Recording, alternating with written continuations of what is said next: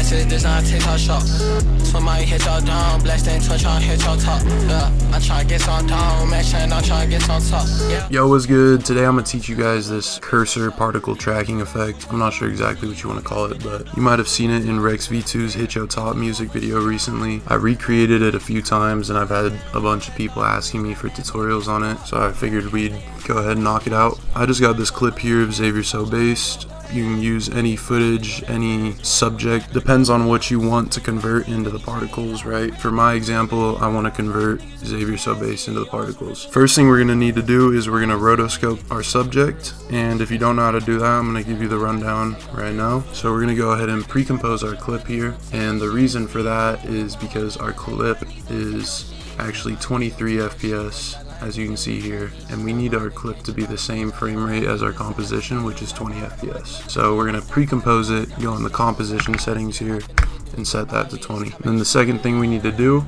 is we need to go ahead and hit Alt-W, and that will go ahead and select this if you hadn't already selected that. Once you press Alt-W, you want to double click on your clip here and it'll bring you into our rotoscoping menu. And once you're brought into this menu, you'll have this green cursor. It's essentially just a drawing cursor to let you paint out your subject. So you just want to give your subject a rough silhouette with the green. And at first it's probably going to come out kind of shitty, you know, depending on your clip. It might do amazing first try. In my example, you know, there's a lot of background shit going on, so it's a little trickier. The way we're going to clean this up is if you hold Alt, it'll turn your cursor red, and that's essentially like an eraser. And so we can use this to really refine every little piece of this, right? So we don't want this selected. We do want this selected here. And yeah, you essentially just want to keep doing this until you get every little piece highlighted. And then once you have your first frame roughly highlighted, usually I like to turn on use motion blur, because generally if your clip has motion, it'll just look a little bit better. What we're going to do is we're going to go frame by frame and just make sure that the rotoscope is working out cleanly. You can go back and forth one frame by using page up and page down. And so I'll just go in frame by frame and just refine this, and usually Rotoscope will do a pretty good job tracking it. You won't have to make that many changes, but every once in a while you'll get something like this. But yeah, I'm just gonna go ahead and cut past this and Rotoscope this out.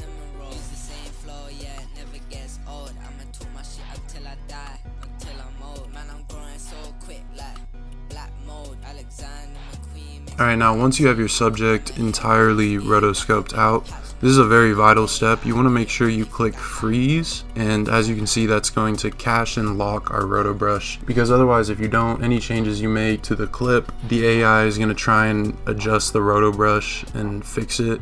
But we don't want that. We already have our outline, so we're gonna go ahead and click freeze, and we'll go ahead and wait for this to load. Alright, and once you hit freeze, you should have your final rotoscope subject. Now the next step is we have to make this into a matte layer. We just want two luma values, full black and full white, to kind of use as a guide for our particle tracking system. So now we're gonna bring in fill, and we're just going to fill our subject to black.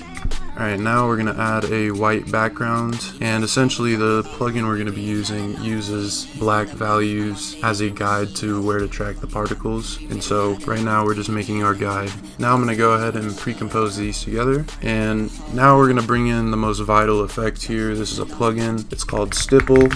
I'll provide a link to this in the description. It is a little bit on the pricier end. The render only option is a little bit cheaper, but it's still a little pricey. You can find it online for free. I'm not going to show you where, but you can figure that out. If you need help with that, DM me. So yeah, we're going to bring this plugin here on our main clip, and as you can see, essentially what it's doing is it's tracking particles to the mat that we created earlier. Now there's a few things we want to change with this. For one thing, the particles aren't really moving fast enough. It looks a bit too fluid, and that's a pretty easy fix. We're just going to bring the simulation steps per second up to 1,000. That is going to make it a bit laggier, since, you know, it's performing more simulation steps a second, but it's going to make our simulation much more accurate. Now the next step is we need to bring in our mouse cursor. So I just have this PNG here. You can find any PNG of a mouse cursor online, just Google it. It's pretty easy to find. We're just going to bring this in here, and what we're going to do is this custom sprite layer. We're going to go ahead and go into this drop down and select that cursor. We'll go ahead and turn the visibility of the cursor off. And right now it doesn't look like it did anything, and that's for two reasons. For one thing, our sprites are far too small, so let's bring this up to about 10 for now. And also you can see the cursors are matted black, and all we have to do to fix that is change the color here to white. And as you can see, now we essentially have the core effect going. I'm gonna actually bring the size up to maybe like something like 20. I kind of like when they're overlapping a little bit, and I might also bring the number of points down to 750. And yeah, that's essentially the effect at its core. I will be adding a few things to refine it a little bit and give it some stylization, but you know, you can go a few different ways with this. You can mess with all these settings as you'd like.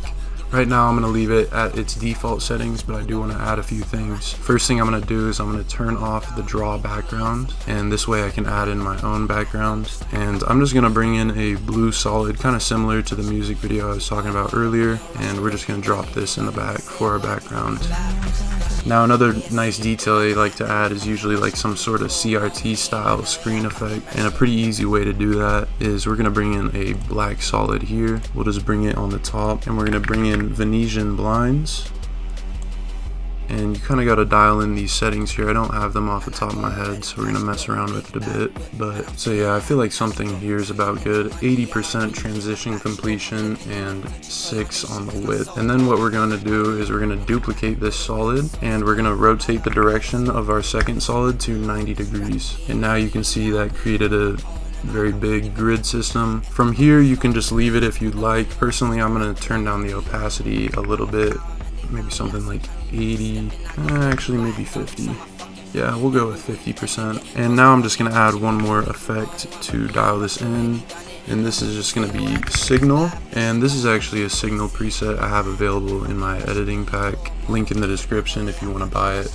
But I'll run through some of these settings here. I'll just throw them on screen if you want to copy these. Signal is also a plugin I forgot to mention. It's not free, but there are ways to get it for free. But yeah, I think Signal adds that nice retro touch to it. And yeah, that's pretty much it. You can see the full effect here. You can tweak with anything as you'd like. And also another valuable thing to mention is you can change the sprite layer to any PNG you'd want realistically.